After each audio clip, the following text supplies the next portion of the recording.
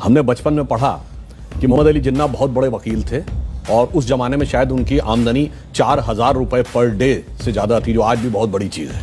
और मोतीलाल नेहरू उससे भी बड़े वकील थे। मैं पूछना चाहता हूं, ये उस जमाने में हजारों रुपए पर डे की आमदनी के लिए पेमेंट कौन करता था?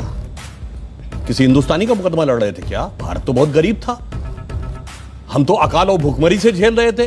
पेमेंट कौन कर रहा था? अंग्रेजों के मुकदमे लड़ रहे थे ना, इसीलिए तो। और मैं यह भी बताना चाहता हूं, जिसमें अशफाक उल्ला खान, राम प्रसाद बिस्मिल, चंद्रशेखर आजाद, काकोरी कांड, जो लखनऊ के पास ब्रिटिश सरकार का खजाना क्रांतिकारियों ने लूट लिया था, ब्रिटिश सरकार का वकील कौन था? JN मुल्ला, जगत नारायण मुल्ला, कांग्रेस के नेता खड़े थे ब्रिटिश सरकार की तरफ से कि इनको फीस कौन दे रहा था? उनको सरकारी वकील थे ना, तो सरकार से ही तो फीस ले रहे होंगे। अब मैं एक दो फैक्चुअल बात कहता हूं, वो तो विषय अभी सावरकर जी का माहुरकर जी बताएंगे। मैं एक बात कोट करता हूं, बहुत बड़े एक साहित्यकार हुए हैं VS नायपॉल, जिनको 2003 में नोबेल पुरस्कार मिला है अपनी किताब एमंग द बिलीवर्स के लिए। उन्होंने बहुत पहले एक किताब लिखी, इंडिया द वुंडेड सिविलाइजेशन। उन्होंने कहा भारत दुनिया का एक विचित्र देश है, एकमात्र देश है जहां राष्ट्रवाद को बढ़ाने वाला नहीं, राष्ट्रवाद को कमजोर करने वाला इतिहास पढ़ाया जाता है। नंबर 2, उन्होंने कहा ये एकमात्र देश है जो अपने लिखे इतिहास को ऑथेंटिक नहीं मानता, दूसरों के लिखे इतिहास को ऑथेंटिक मानता। उन्होंने कहा ब्रिटेन में जाइए, कोई ब्रिटिश, फ्रेंच या जर्मन के लिखे इतिहास को नहीं मानता, कोई जर्मन, इटालियन या स्पेनिश के लिखे इतिहास को नहीं मानता।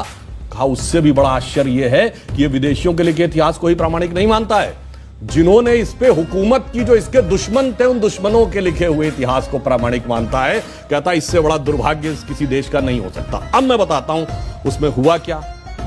एक और उदाहरण बता रहा हूं। सारे एक सवाल ये है, क्या सिलेक्टिवली हाँ, मैं सिलेक्टिवली भारतीय हीरो को दबाया गया? हाँ, मैं उसके 2 उदाहरण फैक्ट बता रहा हूं। मैं दर्शकों से कह रहा हूं, जाइए चेक करिए। एक KGB के जासूस था जिसका नाम था यूरी बेजनेव, जो भारत में पत्रकार बनकर 70 के दशक में रहता था। उसके संस्मरण पढ़िए। उसने लिखा, हमें एजेंडा दिया गया था कि भारत की संस्कृति को कैसे तबाह करना है और उसके लिए हम क्या क्या कर रहे थे। जो बात इन्होंने कहा कि नूरुल हसन साहब बने तो उसके बाद क्या हुआ वो छोड़िए। अब मैं एक उदाहरण बताता हूं। महमूद गजनी ने सोमनाथ का मंदिर तोड़ा। जवाहरलाल नेहरू ने डिस्कवरी ऑफ इंडिया में पेज नंबर 235 पे यह लिखा कि वो तो एक योद्धा था, उसका धर्म से कोई लेना देना नहीं था, उसने जो लूटपाट की है वो अपने किंगडम को इनरिच करने के लिए की है।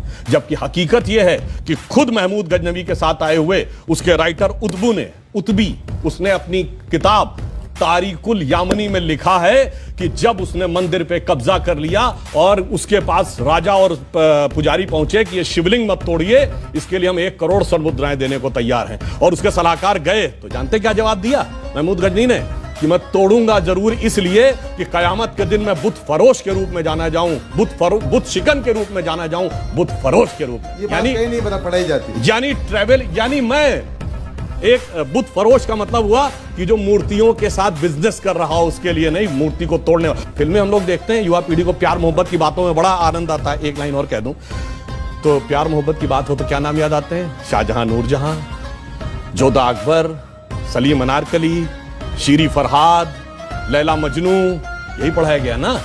जबकि एक मुगल बादशाह बताइए जिसकी 1 दर्जन से कम ऑफिशियल बीवियां रही हैं, और एक भी बादशाह बताइए ऐसा कैसा प्यार था तो 10-10 के साथ हो जाता था। स्त्री के प्रति समर्पित निष्ठावान प्रेम का प्रतीक 3 पीढ़ियों से हमारे दिमाग में ऐसे भर दिया गया कि बच्चे से पूछिए तो उसे यही याद आता है। इसे कहते हैं एजेंडा। और एजेंडा सिर्फ एक तरफ नहीं था। इंडिया गेट के सर्किल पे घूम जाइए, बाबर रोड, हुमायूं रोड, अकबर, वो सब तो अलग है।